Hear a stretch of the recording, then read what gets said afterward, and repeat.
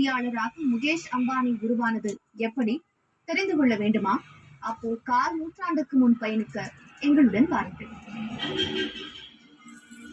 Petroleum முதல் சில்லறை வர்த்தகம் வரை இந்தியாவில் முன்னணி வர்த்தகத்தில் முகேஷ் அம்பானி ஈடுபட்டிருப்பதை உலகம் அறிந்தது.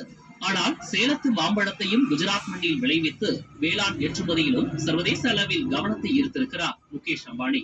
குஜராத்தின் ஜாம்நகரில் உள்ள ரிலையன்ஸ் இண்டஸ்ட்ரீஸின் கச்சா எண்ணெய் சுத்திகரிப்பு ஆலையால் 1997ஆம் ஆண்டுகளில் அப்பகுதிகளில் கடுமையான சுற்றுச்சூழல் மாசு ஏற்பட்டது அந்நிறுவனத்திற்கு பெரும் சவாலாக இருந்தது.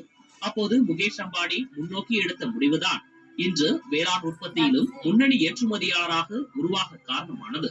தங்களின் சுத்திகரிப்பு ஆலையை சுற்றியுள்ள 600 ஏக்கர் வறண்ட நிலத்தை நவீன தொழில்நுட்பங்களை கொண்டு பயன்படுத்தி மாஞ்செடிகளை நடவு செய்தார். இப்படி உருவான இந்த மாப்பண்ணை முகேஷ் அம்பானியின் தந்தை திருபாய் அம்பானியின் பெயரில் அழைக்கப்பட்டுள்ளது.